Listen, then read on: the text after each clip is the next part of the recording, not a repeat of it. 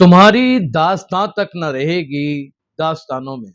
अब पता नहीं किसकी दास्तान के खात्मे का वाकया मैं सुनाने जा रहा हूँ। ये जब आप वाकया सुनेंगे तो खुद ही अंदाजा लगा लीजिएगा नाज़रीन। एक गांव हुआ करता था और बड़ा कदीमी गांव था, बहुत सारे लोग वहां पे रहते थे, लेकिन उसमें एक बड़ी अजीब सी बात थी कि एक कब्रिस्तान था। उस कब्रिस्तान में गोरकन अक्सर और बेशतर जब भी कब्रें बनती और मुर्दे वहां पर दफन किए जाते तो वो गोरकन उनका कफन चुरा लिया करता था। यह सिलसिला तादेर चलता रहा और मुर्दों के कफन चोरी होते रहे। पूरा गांव बे इंतहा तंग था, नाला था, खफा था, तकलीफ में मुब्तला था, अजियत से दो चार था। एक दिन क्या हुआ, खुदा की करनी हुई, वो गोरकन मर जाता है।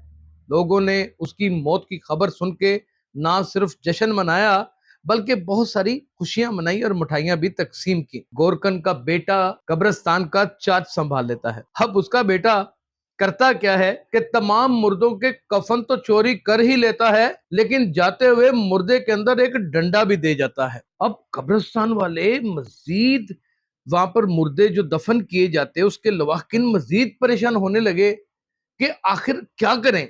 ये सिलसिला चलता रहा। हद तो ये हो गई कि गोरकन के बेटे ने कब्रिस्तान बाकायदा तौर पे जनाखारों और नशा करने वाले अफराद के हवाले भी कर दिया। तब गांव के लोगों ने कब्रिस्तान के पुराने गोरकन यानी कि उस लड़के के वालिद को बहुत याद किया।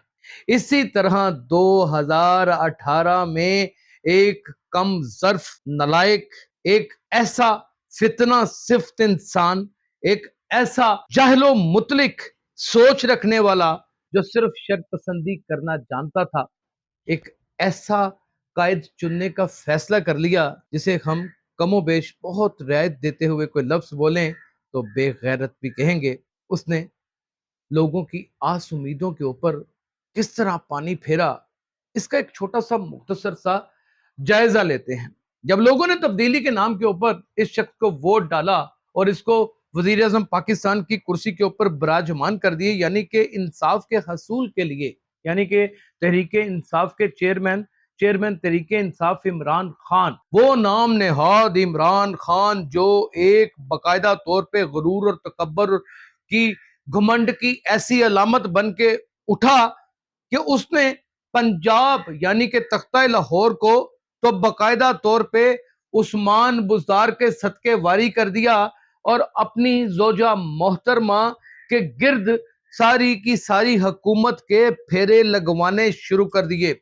इसी दौरान तोशाखाना स्कैंडल, दवाइयों की रद्दो बदल का स्कैंडल, फिर गोगी और पिंकी पीरनी से लेकर के लातदाद ऐसे वाकयात, और फिर हद तो ये हो गई कि आने वाले वक्तों में हुकूमत के हसूल के लिए और अपनी मसल्ह अफवाज के बुक्स में यहां तक चला गया कि जो फॉरेन करेंसी यानी कि जो हमारे रेमिटीज बेचने वाले लोग थे, जो हमारे बाकायदा तौर पे ओवरसीज पाकिस्तानी थे, जाहिर है उसे पसंद करते थे, उनको भी पट्टी पढ़ाना शुरू कर दी और अपने हवारी छोड़ दिए कि पाकिस्तान से सारा पैसा निकाल दो, यानी कि पाकिस्तान को दिवालिया कर दो। बहुत सी हद तक वो इसमें कामयाब ही हुआ और फिर उसने पाकिस्तान को दिवालिया करने में कोई कसर ना छोड़ी।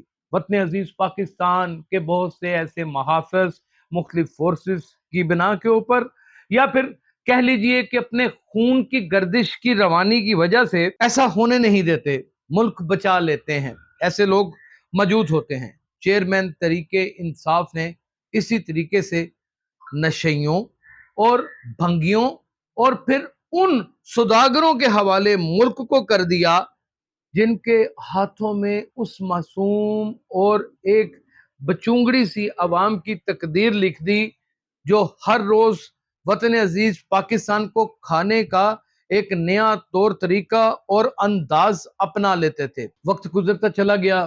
चेयरमैन तरीके इंसाफ यानी कि ऐसा बदकार, एक ऐसा गलीज और एक ऐसा सफाक इंसान जिसने बाकायदा तौर के ऊपर ऐसे ऐसे नशे मुतारफ करा दिए वतन अजीज पाकिस्तान में कि नई नस्ल तबाही और बर्बादी के उन ढांचों ढांचों की शक्ल इख्तियार कर गई جو پسماندہ ترین ممالک کے ہوا کرتے ہیں، یعنی کہ ایجوکیشن ڈپارٹمنٹس میں باقاعدہ طور کے اوپر اس نے نشے پروائیڈ کروانے شروع کر دیے اور لوگوں کو آئس جیسے نشے سے متعارف کروا دیا۔ ناظرین، ٹائیگر فورس کے نام کے اوپر اور ایک ایسی خواتین کے نام کے اوپر ٹیم تیار کی جس نے یہی نشہ کالجز اور یونیورسٹیز میں پہنچایا، اور بلکہ بے غیرتی اور رونیانی کے ایسے باب کھول دیے کہ جلسے جلوس اور ریلیاں ایک عجیب سا منظر پیش کیا کرتی تھی۔ وطن عزیز پاکستان ایک جنجال پورا بن چکا تھا، بلکہ پوری دنیا میں اس کا نہ صرف تمسخر اڑایا جاتا بلکہ عجیب و غریب نظروں سے دیکھا جاتا۔ عوام کو اس قدر پسماندگی اور بدتمیزی اور لب و لحاظ اور اخلاقیات سے اتنا زیادہ دور کر دیا گیا کہ بیٹے کو باپ کی اور بیٹی کو ماں کی عزت بھی جاتی گئی۔ وقت حالات ایسے خطرناک حد تک پہنچ گئے کہ خواتین رات کو 2 بجے، 2:30 بجے، 3 بجے باقاعدہ زمان پاک یا پھر جلسہ گاہوں کے باہر 2 گھنٹے پہلے ہی آ کر بیٹھ جایا کرتی تھی، اور ان کو وہاں پر ہر قسم کا نشہ پرووائڈ ہوتا تھا، ہر قسم کی سہولت ملتی تھی، ہر قسم کی بدکاری کے مواقع ملا کرتے تھے۔ نام نہاد ایسا وہ ٹولہ جو تیار کیا گیا کرپشن کی خاطر، اسی ٹولے نے سب سے پہلے اسی چیئرمین تحریک انصاف کا نہ صرف ساتھ چھوڑا بلکہ وطن عزیز پاکستان کو ایک ایسے کنویں میں پھینک دیا جس میں سے نکالنا ناممکن تھا۔ آنے والے دنوں میں مقدر کا سکندر کون ہوگا؟ آنے والے دنوں میں حالات کیسے بدلیں گے؟ کیا آنے والے دنوں میں کوئی نیا شخص آئے گا؟ کیا اس کا انتخاب عوام ہی کرے گی؟ اگر اس کا انتخاب عوام کرے گی تو اس کا طور طریقہ کیا اپنائے گی؟